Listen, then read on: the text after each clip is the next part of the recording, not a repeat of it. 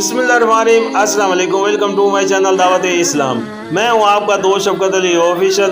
उम्मीद करता हूं कि आप सब लोग ईमान के आला दर्जे पे होंगे। सूरतुल अल-अराफ के आयत नंबर 73 का तर्जुमा। और समूद की तरह हमने उनके भाई साले को भेजा। उसने कहा, ऐ बिरादरान कौम, अल्लाह की बंदगी करो, उसके सिवा तुम्हारा कोई खुदा नहीं है। तुम्हारे पास तुम्हारे रब की खुली दलील आ गई है। ये अल्लाह की उठनी तुम्हारे लिए एक निशानी के तौर पर है, लिहाजा इसे छोड़ दो कि खुदा की जमीन में चढ़ती फिरे। इसको किसी बुरे इरादे से हाथ न लगाना, वरना एक दर्दनाक अजाब तुम्हें आ लेगा। सूरतुल अल-अराफ हाशिया नंबर 57। ये अरब की कदीम तरीन अक़वाम में से दूसरी कौम है जो हाथ के बाद सबसे ज्यादा मशहूर और मरूफ है। नज़ूल कुरान से पहले इसके किस्से अहले अरब में ज़बान ज़द आम थे।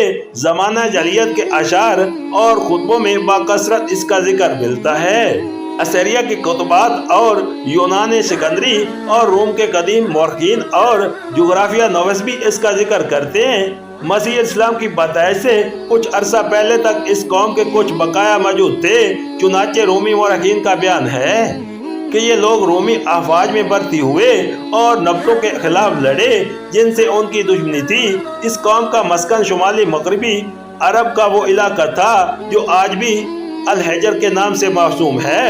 मौजूदा जमाने में मदीना और तबूक के दरमियान हिजाज रेलवे पर एक स्टेशन पड़ता है जिसे मदैन सालिया कहते हैं, यानी समूद का सदर मकाम था। कदीम जमाने में हिजर कहलाता था।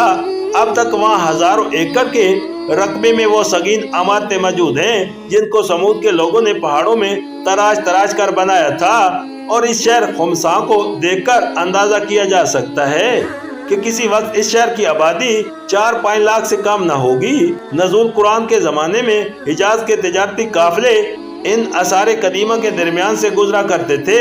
नबी करीम सल्लल्लाहु अलैहि वसल्लम गज़वा तबूक के मौके पर जब उधर से गुजरे तो आपने मुसलमानों को ये असारे इबरत दिखाए और वो सबक दिया जो असारे कदीमा से हर साहिब बसारत इंसान को हासिल करना चाहिए। एक जगह आपने एक कुएं की निशानदेही करके बताया कि यही वो कुआं है जिससे हजरत सालेह की उठनी पानी पिया करती थी, और मुसलमानों को हिदायत की कि सिर्फ इसी कुएं से पानी लेना, बाकी कुओं का पानी ना पीना। एक पहाड़ी दरे को दिखाकर आपने बताया कि इसी दरे से वो उठनी पानी पीने के लिए आती थी। चुनाचे वो मकाम आज भी फजूल नाका के नाम से मशहूर है। इनके खंडरों में जो मुसलमान सैर करते फिर रहते उनको आपने जमा किया और उनके सामने खुतबा दिया जिसमें समूद के अंजाम पर इबरत दिलाई और फरमाया कि ये उस कौम का इलाका है जिस पर खुदा का अजाब नाजिल हुआ था, लिहाजा यहाँ से जल्दी गुजर जाओ। ये सैरगाह नहीं है बल्कि रोने का मकाम है। सूरतुल अल-अराफ हाशिया नंबर 58। ज़ैर अबारत से साफ महसूस होता है कि पहले फिक्रे में अल्लाह की जिस खुली दलील का जिक्र फरमाया गया है उससे मुराद यही उठनी है जिसे उस दूसरे फिक्रे में निशानी के लफ्ज़ से तबीर किया गया है। सूरत शोरा आयत 154 ta 158 में तशरीह है कि समूद वालों ने खुद एक ऐसी निशानी का हजरत सालेह से मुतालबा किया था जो उनके मामूर मन अल्लाह होने पर खुली दलील हो, और उसी के जवाब में हजरत सालेह ने उठनी को पेश किया था। इससे ये बात तो कतई तौर पर साबित हो जाती है कि उठनी का ज़हूर मुआजिज़े के तौर पर हुआ था, और ये उसी नबूवत के मुजज़ात में से था जो बाज़ अंबिया ने अपनी नबूवत के सबूत में मुनकरीन के मुतालबे पर पेश किए। लिहाजा ये बात भी उस उठनी की मुजज़ाना पैदाइश पर दलील है कि हजरत सालेह ने उसे पेश करके मुनकरीन को धमकी दी कि बस अब इस उठनी की जान के साथ तुम्हारी जिंदगी मुतल्लिक है। ये आज़ादाना तुम्हारी ज़मीनों में चढ़ती फिरेगी और एक दिन ये अकेली पानी पिएगी और दूसरे दिन पूरी कौम के जानवर पिएंगे, और अगर तुमने इसे हाथ लगाया तो यकायक तुम पर खुदा का अजाब टूट पड़ेगा।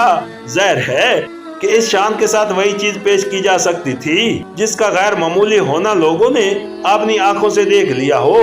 फिर ये बात कि एक काफी मुद्दत तक ये लोग उसके आजादाना चलने फिरने को और उस बात को कि एक दिन तन्हा वो पानी पिए और दूसरे दिन उन सब के जानवर पिए, बादल नाकस्ता बर्दाश्त करते रहे, और आखिरकार बड़े मशवरों और साजिशों के बाद उन्होंने उसे कत्ल किया। दरअसल हालांकि हजरत सालेह के पास कोई ताकत न थी जिसका उन्हें कोई खौफ होता। इस हकीकत और मजीद दलील है कि वो लोग उस उठनी से खौफजदा थे और जानते थे कि इसके पीछे जरूर कोई जोर है جس کے بل پر وہ ہمارے درمیان دندناتی پھرتی ہے، مگر قرآن اس امر کی کوئی تشریح نہیں کرتا کہ یہ اونٹنی کیسی تھی اور کس طرح وجود میں آئی۔ کسی حدیث میں بھی اس کے معاوضے کے طور پر پیدا ہونے کی کیفیت بیان نہیں کی گئی ہے، اس لیے ان روایات کو تسلیم کرنا کچھ ضروری نہیں جو مفسرین نے اس کی کیفیت پیدائش کے متعلق نقل کی ہیں، لیکن یہ بات کہ وہ کسی نہ کسی طور پر معجزے کی حیثیت رکھتی تھی قرآن سے ثابت ہے۔